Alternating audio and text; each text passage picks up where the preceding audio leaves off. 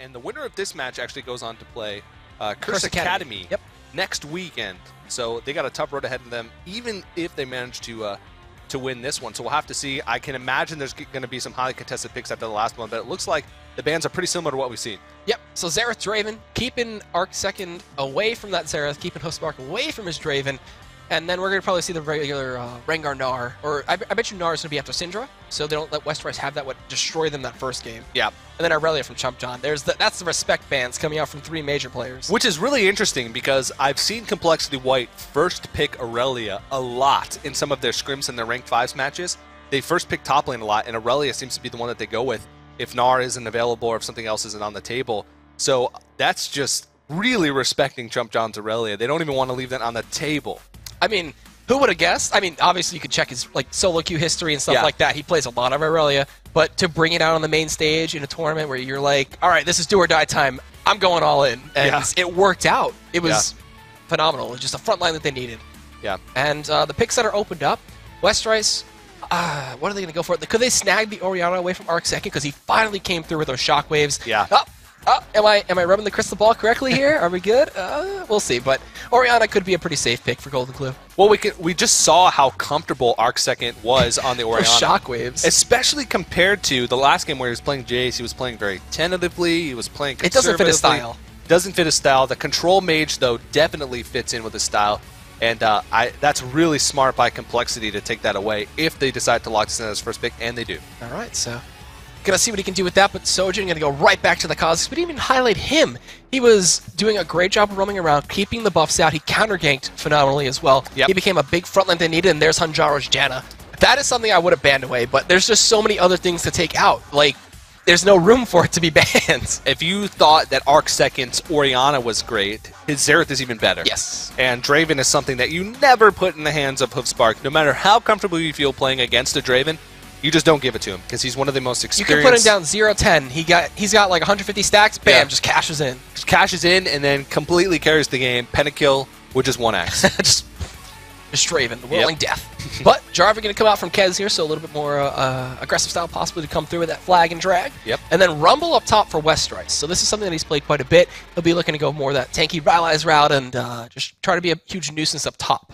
This is a combination that I was expecting to see a lot more of coming into the Challenger scene, and look for this composition as we move forward in this tournament. So you Cataclysm, these 3 champions. Shockwave, and then Equalizer. Exactly, and especially the J4 and the Rumble pick, just locking teams into the Equalizer. This mid-game composition from CompLexity White is really potent, and Monster Kittens is going to have to react to it, and this seems to be Monster Kittens. They seem to have a little bit of a weak point in the mid-game. They struggled a little bit in the first game, and they got closed out on in the mid-game. In the second game, they held themselves in the mid-game. That's all they managed to do. They won in the late game. And so this looks like CompLexity White calling an audible and saying, hey, we need to go super aggressive in the mid lane, make plays happen, and really be the aggressors in this matchup because I'm sure CompLexity White thinks they're the favorites. Indeed. So we're going to see the potential Corki again for Hostmark, which we are. So he had a tough time first game with it, and if he goes up against Marby's Lucian again, Marbaby, excuse me, is Lucian again, and then we're going to have Chump John with the Maokai up top. So looking to try to counter out the tree-burning Rumble Mechanizer, I don't know what you want to call him, but we'll see if he can stop the flames. And there's going to be a Nami Lucian. I love this combination. You put the Tide Caller's Blessing on top of the Gunslinger passive, or the Lightslinger passive, excuse me, and you just do a bunch of magic damage on top of it. Yeah, so the Anivia pick, now this is... That fits him perfectly. It fits him perfectly. The Ahri maybe fit him a little bit better. I think Arc Second is like Ahri is like his 3rd most played champion in solo queue, and even in rank 5s he's been playing some Ahri as well. Anivia does fit his playstyle, actually. We talked about that control mage. You can't push in. Yeah, Anivia is literally the epitome of control mid laners, and looks like they're going to probably go with the Ahri here. I think that makes some sense. I like it. You get the charm, you've got the illusionary orb as well to go through everything, and just it does the true damage, I believe. Coming back. Oh, wait, switching it up at the last second. Oh, so he's gonna go for the opposite matchup that he had last game and try to test his skills against the Orianna of Golden. That's interesting. I'm not sure, or maybe it could be mid Maokai. Yeah. Oh, never mind. Don't toy with me. We're getting ahead of ourselves here, but that's a really bold move by Arc Second to say, hey, I know I beat you with Orianna last game, but now this time I'm going to take your champion and I'm going to beat you with it again. Okay. So, I mean, the matchup is hard too because you can't commit because she's got command protect. If she puts a little bit of an extra level into it or not, and then you're just like, oh, the burst was just too much, and yeah, I can't do anything now. I commit to a dive and I'm dead. Yeah. But, we'll see. We're gonna be getting into the rest very soon, and we're gonna also look for your guys' responses to what you think about this set. It's game 3. Who do you think is gonna win? Tweet at us at LOL Esports #LCX expansion. We're gonna look through those, and we want to hear your responses. As after that last game, Monster Kittenz are showing that they have a fight in them. Yeah, I don't think anybody really expected. Monstar is a really unknown team. A lot of these players, nobody's really even ever heard of. They are at the top of the challenger ladder. I know Hanjaro has a popular YouTube channel that he uploads his clips on. He does a lot of support things. Yeah, but as far as being known compared to the guys on CompLexity White, He's down there. It's not really a comparison. And being able to take a game off that, especially the second game, riding that momentum into the third game is going to be a pretty big deal. And they have Janet Corky this time. So Janet Corky. We're going to see the extra boost in damage the phosphorus bomb will get from the shield coming in. And it's going to be interesting. He had a phenomenal game. The Howling Gales were on point. Monsoon was just great. And we'll see if he can do it this time. And putting himself up against a Nami is going to be interesting as well because the ebb and flow is so annoying to deal with. You get harassed out, and you can heal either your AD carrying yourself, or you could to do a little bit of extra damage as you bounce it from yourself to, or you bounce it from them to yourself. Yeah. So the big thing to watch here, though, is Hoofspark. I don't think this game he can really get away with sort of being disposable like he was in the last game. I hope not. I want to see a little bit more worth out of him. Yeah, he has to make more of an effort to try and get himself ahead and keep himself in the game on Corky because he doesn't have that buffer of being just a naturally strong late game AD carry. All right, so we're here with the final match, or the final game between these players here in CompLexity White versus Monstar Kittenz, and we'll see how it goes as they switch up the plays. And it's going to be Kez on the Jarvan jungle, and Sojin going back to the Kha'Zix. So I want to see Kez be a little bit more active this time. I mean, if he goes for a Sightstone on Jarvan, that'd be rather interesting. Yeah, I have seen him do it, and I wouldn't put it past him. It's not a jungle champion that you say, oh, well, that Sightstone makes sense on him. But at the same time, that's just Kez's style. He loves to control vision early on. We've seen it in both games so far. Didn't even go for a spear dart and went machete straight into Sightstone. Yep. So I wouldn't be surprised if he did it, but at the same time, Jarvan, not quite the best champion to be able to do that with. And first blood is joined by Kez, dropping the flag, putting that Demacian diplomacy into the Kha'Zix. So no invades, nothing crazy. We did actually have Marby Baby throwing out a ward, so they're going to be able to see if they go for a blue start here. But it doesn't look like Sojin is going to as he starts red, and he'll look to... Oh, actually, no, they're not going to mirror it out. So Kez will be starting his red as well, or maybe even looking for an invade. But there's really a lot of good wards on the map right now from both sides. Yeah, definitely making use of those trinket wards early game. You can see everybody has placed theirs except for Low Pally, and I can imagine he's just going to go ahead and place that one late, either at that banana bush or on the red, just to make sure that there's not any late invades happening. To make sure that Kez's jungle is secure going into the first and second buffs. All right, so the buffs are going to be spawning in about 10 seconds, and we'll see the junglers go on their merry ways, and it will be the mirrored blue-red from both. So, well, this lane up top now, Rumble is definitely not considered one of the stronger laners, but neither is Maokai. Maokai is not really a champion that you have too much kill potential in lane. There's chances that you can bully someone out in lane, and Rumble is probably the champion that you're going to be able to do it to, if there is one. But I'm really excited to see how they're going to deal with each other, because a Rumble that gets ahead in lane and a Rumble that has a good early game is just going to be so potent going into mid-game team fights. The thing, though, about Maokai is you can't spam Flame Spitter, or he's just going to get the auto attack and heal. And yeah, it's exactly. Gonna be fine. Exactly. And Rumble is one of those champions that spams abilities because his resources is not finite. So he's just able to use spell after spell after spell, which means Chump John is going to be heal after heal after heal. All right, so we're in the bot lane as well. We're seeing the effect of the ebb and flow. Marby Baby just doing his thing again, showing that his Lucian versus Corky is pretty dominant, and they can't really do too much to it until the later levels when the Phosphorus Bomb is finally clearing up the wave, and he's got the rockets to clear it up as well.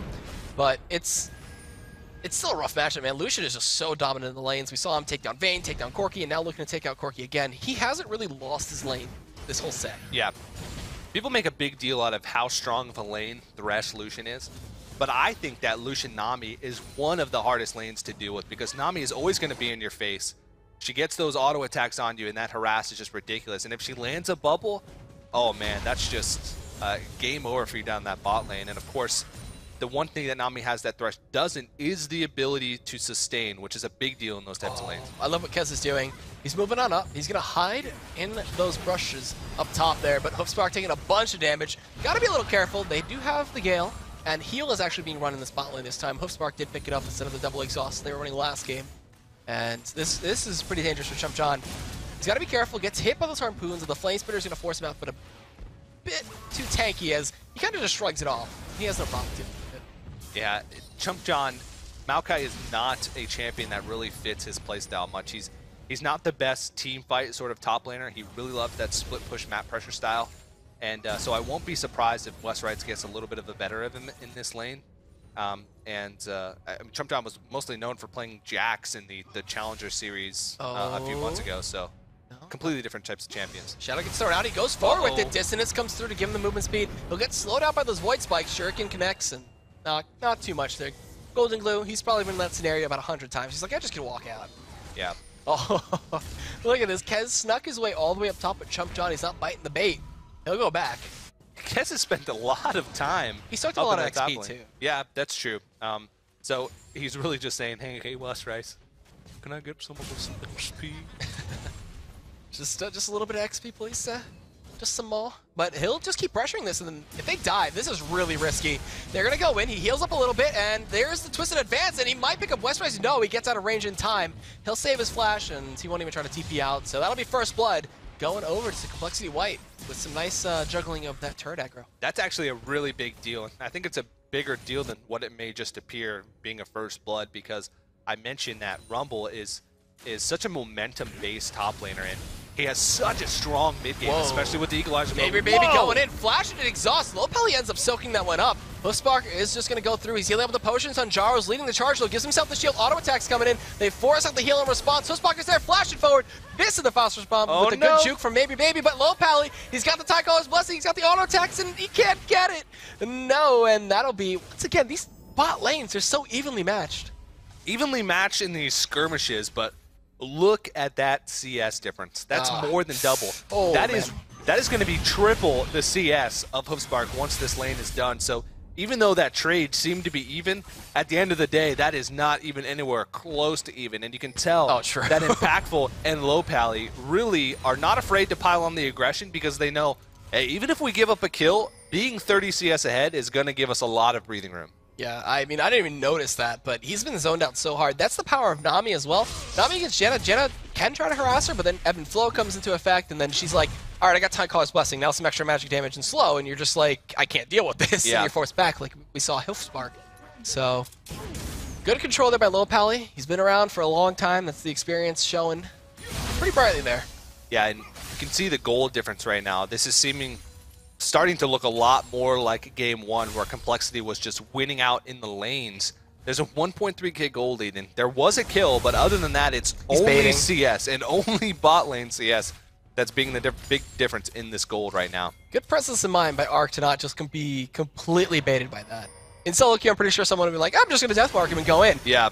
But Lopelli gonna get caught out by the Zephyr there. They do miss the Void Spike, so the slow is gonna be held off for just a bit. They flash forward, they get the isolation, and the slow damage to come through. What a double bubble! Gonna stop him, and Sojin misses the spikes again. But here comes Arc second. He's gonna drop the Ignite. There's a shockwave to stop him for a little bit. The Deathmark is gonna pop, and Mabry Baby in the back does find a kill to Hanjaro. The TP came in from Westrice, and Hoofspark is dead, and that is gonna be a 3 for 2 in the favor of CompLexity White. Yeah, and it looks like they are healthy enough to be able to do this dragon. They are pinging it out. And this is where that first blood up in the top lane comes into play even more so, because ChumpJohn actually had to use his teleport to get back to top lane to make sure that he didn't fall too far behind, and he didn't have his teleport in that fight, whereas Westrice did. So not only is Westrice 2 kills ahead now, he's not that far behind on CS, he's contributed to his team's success, and they've picked up a dragon as well. So this is a great position for CompLexity White to be in going into the mid game. Being ahead this much with such a strong mid-game teamfight comp is going to make it really easy for them to close out the game if they make good decisions. Indeed. So, we noticed that ChumpJohn, he's taking a minor CS advantage, like you said, and then there's the 2 kills for Westrice, but he went straight Blasting Wand. So giving up on going Catalyst first and just going straight for the nuke damage that he can use. And they're switching lanes I think Golden Glue might stay up there first. Yeah, this is something that I mentioned a little in the first game, but when Golden Glue feels like he's against a wall, when Golden Glue feels like he's in not the best matchup for him, he'll just leave. He'll go to the top lane, he'll split push to his heart's content. One of the only players in all of the professional scene to be a split pusher on Orianna, and it's not something that, oh, he does once in a while. Almost every game he plays Orianna, he finds some time in the game to split push. Farming the jungle, split pushing out every lane, he's just everywhere. So we saw the Spirit of the Spectral Wraith being built earlier today, which is not this game. The ultimate jungle taxing item for a mid laner, especially on Orianna. It works out pretty well. I gotta say, I wouldn't be surprised if he built it either way, but going for the Athenians kind of means that he... And Sojin, he's hit that level 6 point, he's going to evolve the wings and look to get some extra leaps in. And we'll see if he can put it to effect now. He's got that 6, he can stealth on in, get the isolation damage. He's also actually a little bit behind Kez at this point, who's finished up a Spirit of the El Lizard with the help of the kill and the 3 assist thing. So. Yeah. So we'll see.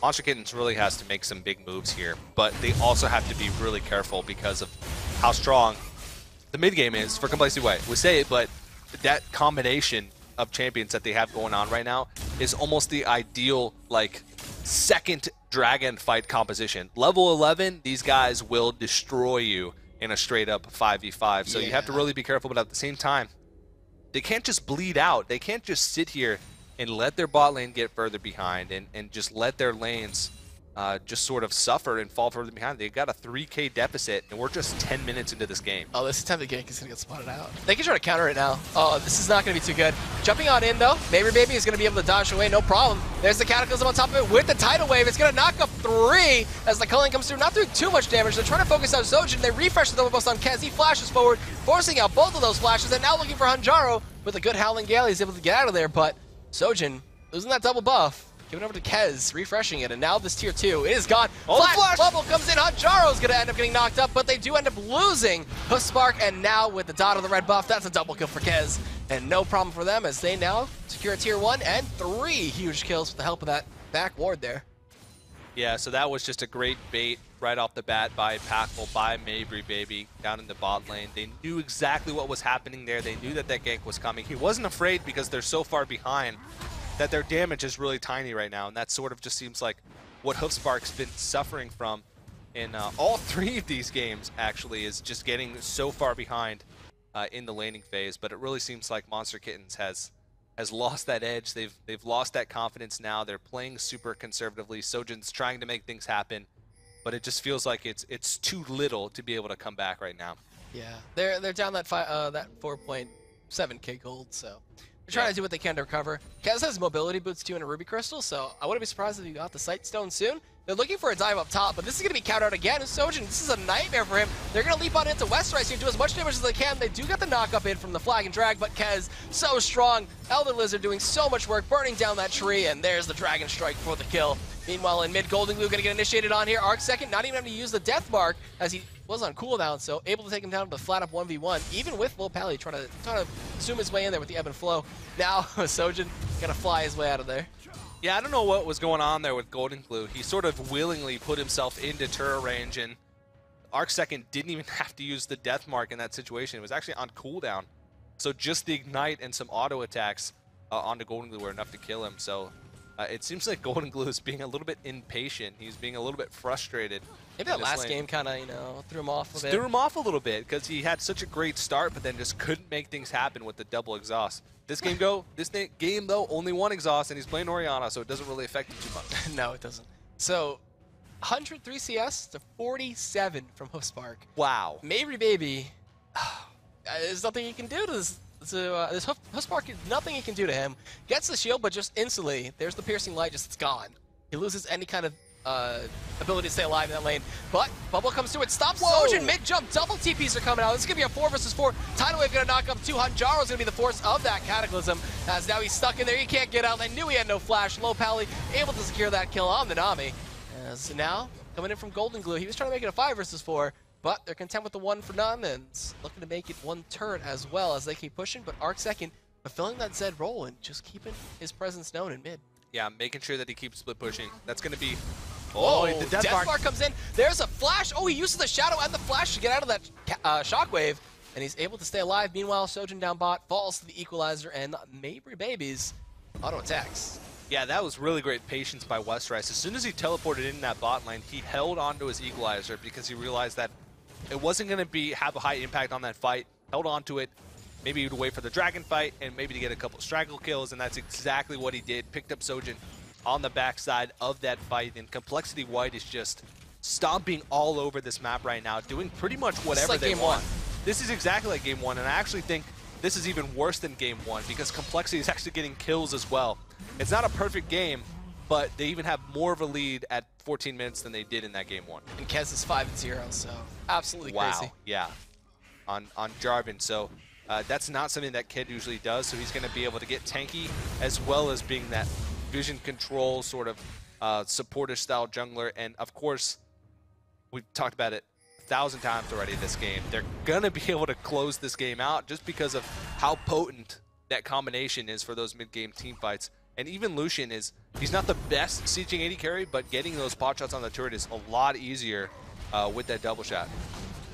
Yep, so now up top, CompJon, he's been left alone for quite a while. He's found quite a decent amount of farm and his Rod of Ages. Westerice, I'm surprised he's not going commit. Oh yes, he is. He's got Kez coming. So CompJon decides, I'm just going to go all in and try to fight you out. As he keeps throwing the sapling, he's doing quite a bit of damage, but those harpoons, Flag and Drag comes in, doesn't knock him up. He's trying to do what he can to stay alive. Gonna pop this ultimate, but Westerice is just so tanky. Scrap shield, overheating, and just doing complete work to that Maokai there with the help of Kez. CompLexity is not giving Monster Kittenz an inch. Blue side advantage right now. Yeah. Sojin gonna get initiated on a Cataclysm as well. He's able to stealth up and just jump away. So staying alive just barely. That Elder Lizard was not enough to kill him. Yeah, Kez did have the flash available, but holding on to that one. Wait a minute. Whoa-oh. Wait a minute, Kez. Does the flag? All right, forcing him to back. Oh, Flash and Dragon Strike for the kill. He's dominating 6-0-5. Very smooth moves there by Kez. Knew exactly what he was doing with that little maneuver. And CompLexity White just continues to get further and further ahead. This is almost a 10,000 gold lead. At 15 minutes? At 15 minutes. They actually, if they really wanted to, could have the potential to close this one out in a sub 20-minute game. Kez is getting a little greedy here, but there's a tidal wave to come in. The Shadow Mark was not used, and they're just going to sacrifice Henjaro, so they'll end up falling, unfortunately, but keeping Arc Second alive is a much bigger objective. Yeah, when Kez, the jungler, is able to solo out your Zed, who's supposed to be able to solo most people at level 11 in this game right now, you know your team's in a really terrible position in this game. Impactful has such aggressive positioning. He's not afraid of anything because Hoofspark hasn't even completed the third piece of his Trinity Force yet. He's so far behind. Again, it's nothing, but Deathmark comes in from Golden Glue. He's going to chase, from Arc Second. He's going to chase him out and just go right back on out to that Deathmark Spotted Shadow. Going on in here, Henjaro takes a bunch of damage from Mabry Baby. Jeez, the red buff is doing so much work for him.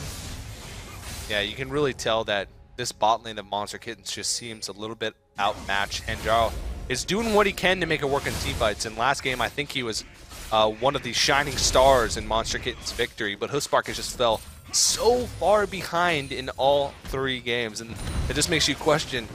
He focuses so much on Draven and solo queue and in their ranked 5s matches that maybe he should have used it as a bait or something. Sojin gonna come in from back here, but there's Kez just on his tail all the time. Pink Ward even committed. There's a nice Monsoon, but Cataclysm right afterwards is gonna lock up Hoofspark. Henjaro falls. It looks like soon to follow up is gonna be Hoofspark. Ignite comes in, and Lil Pally will find that kill as he's actually running Ignite on the support. I thought he was taking Exhaust. I didn't even realize that, but aggressive playstyle comes in and works out pretty well. Yeah, and Westerice is just bullying around CompJon up here in the top lane as well. He does have his teleport available, but it's not very often. Inhibitor at 17.5 minutes? Why not? Yeah, that is just so hard to come back from when you're that far behind.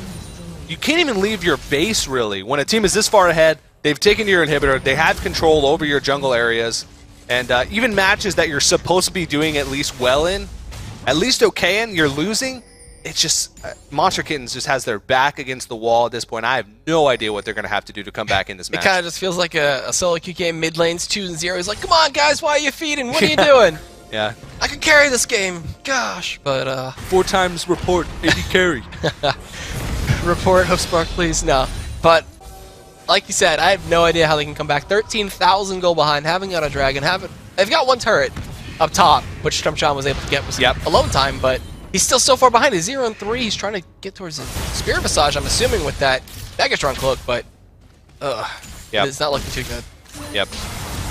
And I'm trying to think what Monster Kittens can do to come back in this match. We talked about in the first game, when you're that far behind in a game, in a best of 3, you kind of just got to chalk it up and say, hey, what can we do better in the next game? But there is no next game for Monster Kittens. If they lose this one, they are out of the expansion tournament and have no chance to compete in the 2015 Spring LCS, and CompLexity White would move on. So they really need to try and make something happen. A last-ditch effort, a desperate play. Yep. There's nothing to lose at this point. And don't forget, there's more League of Legends action after this game, too. Yeah, definitely. One more best of 3 for today. And they're diving into Hanjaro here. Kez is just asserting his advantage. He doesn't even take any damage. Look at him go. Bubble comes in, they hit Chumjan, and they're just going to make their way straight for this inhibitor. I don't know what Monster Kittens can do right now. They're clearing out the waves effectively, but that's not stopping the champions from just beating in on this inhibitor. And a sub 20-minute inhibitor is a really, really good place to be in if you're CompLexity White right now. Yeah, that's just so rough. 13,000 gold in the lead at 20 minutes into the game. And this is even bigger of a lead than we saw in the first game. This is just so rough for them. And you said it at that inhibitor turret. What are they supposed to do? Maokai can run in, but he's almost going to die instantly. And going in almost seems like a death sentence, because if they get shockwaved and equalizer, then they're just going to lose the game anyway. So that ball positioning too, so aggressive. Look at them. They don't even want to get anywhere near that ball. Just keep it away from me. They even have a pink ward up there by the wolf pit too, so they're able to stop any wards. Tidal wave comes out, gonna hit one, no more though. Shockwave is not used yet. Equalizer gonna zone them as well as push them back into their base. Flashing forward, Westright's on a rampage, looking for more. Burn it down the tree, Mabry baby. Gonna find himself 1 kill, and he's 4-0. And a lot of the people here for CompLexity White have 0 deaths, so on those sprees and just keeping that pressure mounted. They basically just used the Nami ultimate as sort of a deterrent. Say, hey, this is a warning shot. You guys better get away from the turret or we're going to kill you. Yeah. And the ones that didn't manage to make it back to their inhibitor turret in time ended up dying. And that was a great equalizer by Westrice, blocking him out right in the middle of their inhibitor turret and their escape path. So this is just CompLexity White just seemingly bullying out Monster Kittens from the entire game. Indeed. I mean, they could just keep going down mid. They could even force a Baron here. I mean, with Shockwave, Cataclysm, Equalizer, even Tidal Wave, you can't fight into that. Yeah. There's nothing you can do. Yeah, it's not even going to be hard for them to break that shell. They've already gotten that shell broken in the bottom lane with the inhibitor turret as well as the inhibitor. They've just proven that they can even engage past turrets and still come out incredibly victorious in these team fights. Jeez, suffocating them completely. Yeah, Kez has absolutely no fear of being caught out right now. He's just roaming around the map, placing down wards. They could all be in that bush, and he just wouldn't care. He could just flag on drag out, and he wouldn't even be in danger. Probably just Cataclysm in anyway, and just have the ball on him like that. Yeah. He's waiting for somebody to face check. He wants it. He's gonna go for it. He's got the ball on him. Now, Dissonance comes through, flag and drag in. Cataclysm on top of Hanjaro. The ball is still there, but they don't want to commit Shockwave, so they'll take his flash instead. Yeah, that was a great move there by CompLexity White. They're just playing this one so crisp, making sure while Westrice is pushing that wave up top that they're getting vision control across the map and applying pressure so that Monster Kittens does not even want to step outside their base to try and clear these waves. And here we go. As Chumton did a bunch of damage, but a 4-man Shockwave comes on in, and that's going to be 2 dead. Looking for more as Arc second follows suit, and that's 3 going down. Looking for more, flashing forward. Mabry baby with the Piercing Light. Gonna be unstoppable. Can he find the kill to Sojin? Westrice wants it. He's got the harpoon, 1 and 2, and that's the ace. They're all dead, and it looks like that's just the game done. Yeah, CompLexity White. I mean, these death timers actually aren't that long because they could come back up. It's still super early in this game. Hanjaro's actually up in 3 seconds, so they might not be able to end the game yet, but even if they don't, this game is pretty much in the bag for CompLexity White. They could literally do whatever they want for the next 10 minutes and still have a good chance of winning. True. They could just go Baron, just clear out the jungle, do what they want. Sit in base. They even just lost a Nexus turret there, so these super creeps too strong. At this point, when you have 2 inhibitors down so early in the game, those those super minions become really hard to take down, especially when they come in pairs because they buff each other. And if you don't have a lot of that, like, armor penetration or magic penetration or even just levels or in general, it's a team effort to be able to take down those waves of super minions. And that just allows CompLexity to get even more control over a map that they already pretty much own. Yeah, it's just real estate for them at this point. They're just gonna go rent out Baron for a little bit and get that buff. And it just falls very quickly. I mean, already up, maybe baby. He's got an item and a half, maybe even 2 items if you count the BF sword, I guess. Well, one whole item. Hoofspark has finished that Trinity Force, so finally, here comes the power spike from Corky. And there goes Hanjaro. Yeah. Bubble comes through. Oh, connects in the equalizer as well. That's going to be a bunch of damage on top of it. Calling to follow to force out the flash. Tidal Wave comes in. He's just going to teleporting. TP out. And, oh, they get him beforehand. And maybe, baby. Going godlike. Sojin going to be able to get out in that bush. And this should be game. Yeah, looks like they're just going to push straight up on this inhibitor that they already have here. There's not much that's going to be able to stand in their way. They do have the Baron buffs. They're going to have super minutes coming up. Look at this positioning. They are just hugging the fountain right now. Second Nexus turret's going to fall. It looks like that one's going to be game. All right, so there's the Nexus taking some damage, and once they decide to commit to it, the game will be over. But they're kind of messing around a bit. There's the Shockwave flash in from Golden Blue. Double kill comes in from Westrice, and Arc second got himself a kill there on maybe. That's a lot of gold for him, but the game is done. He won't even get to use it, and that's it. Looks like Monster Kittens are out. Yeah. CompLexity White are moving forward to play against Curse Academy, so that's going to be an exciting game. But there's more League of Legends action coming up soon. It's going to be Team Coast taking on Call Gaming versus Call Gaming. Yeah, that match was really exciting, and the second match sort of I was hoping would set the tone for the rest of the series, but unfortunately Monster Kittens in that first game and that third game really just didn't show up. It seemed like when Chump John wasn't on that comfort pick, that Aurelia pick, he just didn't have much impact on the game. And Hoofspark in all 3 matches just didn't really have the impact that I'm sure his team needed him to. But you really got to hand it to CompLexity White. They showed a definite style in these games. Very control heavy, very vision control heavy. And in those 2 games that they had landslide victories, it didn't seem like they left any opportunities on the table for Monster Kittens to be able to come back in the game. Yep, Monster Kittens, when they got that first dragon in the second game, it kind of all just unwound from CompLexity White. They're like, wait, we don't have control. Uh-oh, what's happening? And they kind of fell apart. Yeah. But we're going to be going to a quick break, and when we come back from that, the last match of tonight between Team Coast Gaming and Call Gaming is going to be coming up for you guys, and we'll see you after that break.